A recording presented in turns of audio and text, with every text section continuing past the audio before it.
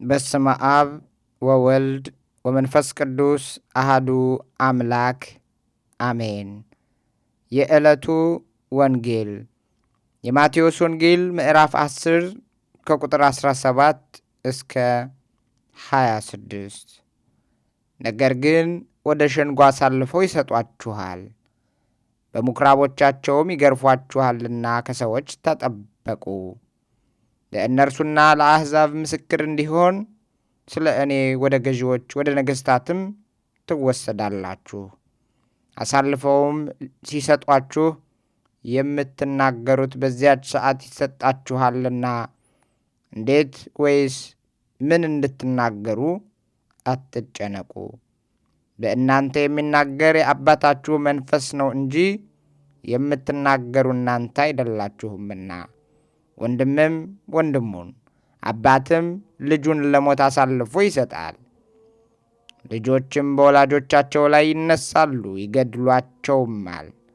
በሁሉም ስለ ስሜ የተጠላችሁ ትሆናላችሁ። እስከ መጨረሻ የሚጸና ግን እርሱ ይድናል። በአንዲቱ ከተማም መከራ ቢያሳዩአችሁ ወደ ሌላይቱ ሽሹ። እውነት እላችኋለሁና የሰው ልጅ እስኪመጣ ድረስ የእስራኤልን ከተማዎች አትዘልቁም።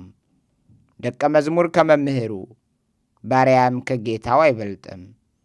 ደቀ መዝሙር እንደ መምህሩ ባሪያም እንደ ጌታው መሆኑ ይበቃዋል። ባለቤቱን ብዔልዜቡል ካሉት ቤተሰቦቹንማ እንዴት አብዝተው አይሏቸው? እንግዲህ አትፍሯቸው። የማይገለጥ የተከደነ የማይታወቅም የተሰወረ ምንም የለምና። ስለ ቃሉ ልዑል እግዚአብሔር አምላካችን የተመሰገነ ይሁን። እንግዲህ በዚህ ክፍል የምንመለከተው ጌታችን ከሰዎች ተጠበቁ በማለት ይጀምራል። ይህ ማለት ሰዎችን ጥሉ፣ ሰዎችን ራቁ ማለቱ አይደለም።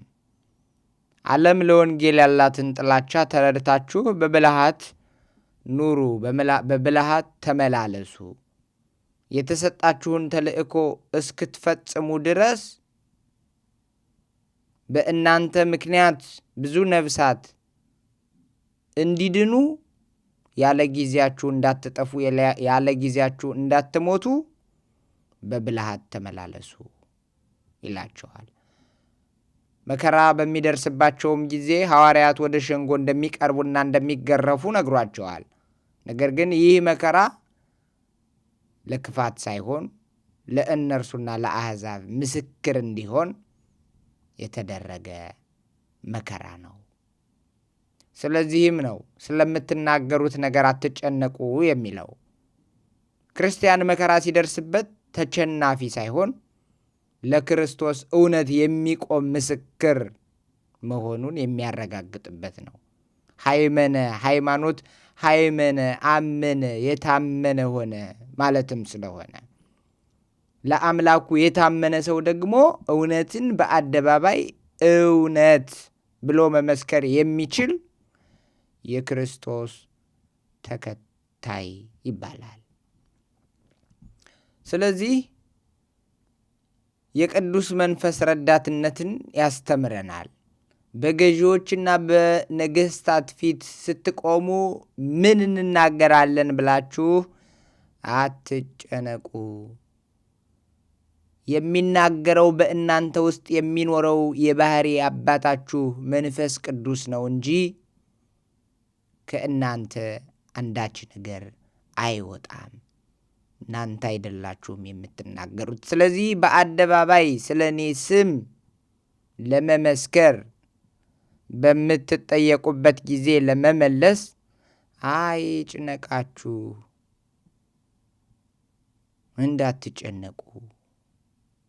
ቤተ ክርስቲያን በእውቀትና በንግግር ችሎታ ብቻ ሳይሆን በመንፈስ ቅዱስ መሪነት እንደምትቆም የሚያሳይ ትልቅ ትምህርት ነው።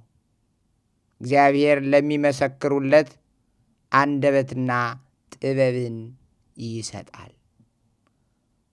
ምክንያቱም የጥበብ ስሯ እግዚአብሔር ነው እንዳለ መጽሐፈ ሲራክ። እናም የፍቅር መበርድና የጽናት አስፈላጊነት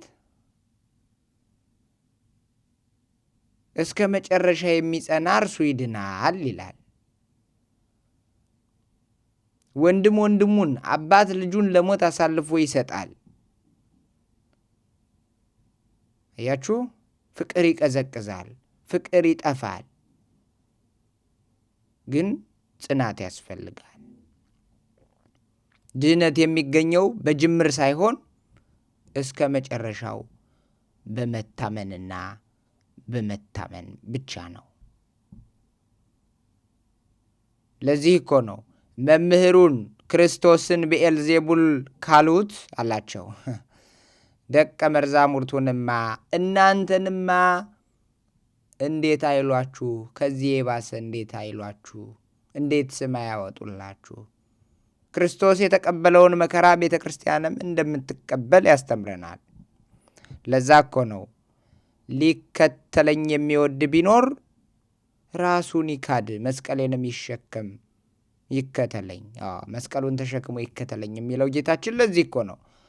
በዓለም ሳላችሁ መከራ አለባችሁ፣ ነገር ግን አለ አይዟችሁ ዓለምን አሸንፌዋለሁና አይዟችሁ አለን። ግን በዓለም እስካለን ድረስ ከመከራ ማምለጥ አንችልም። ከመከራው ውስጥ እያወጣ የጸና ግንብ የሚሆነን የእግዚአብሔር ቃል እንደሆነ በማመን ኃይልን በሚሰጠን በክርስቶስ ሁሉን እንደምንችል በማመን እስከ ዕለተ ሞታችን ድረስ ግን ከመከራ ልንርቅ፣ መከራ ከኛ ሊጠፋ እንደማይችል ማወቅ፣ መረዳት፣ ማመን ይጠበቅብናል። የክርስትናችን አንዱ ክፍል መከራ ስለሆነ መጨረሻም አትፍሯቸው ይላል። እንዲህ የሚል ትእዛዝ ይሰጣል። ምክንያቱም የማይገለጥ የተሰወረ የለም። የእግዚአብሔር እውነት በመጨረሻ ድል ማድረጉ ስለማይቀር እውነትም ሕይወትም መንገድም እኔ ስለሆንኩኝ ሌላውን አትፍሩ፣ የጨለማ ገዢውን አትፍሩ፣ ኃይል የለውምና ብርሃን በበራበት ጨለማ ሊኖር ስለማይችል ለጊዜው ብትቸገሩም ጽኑ፣ አትሸበሩ።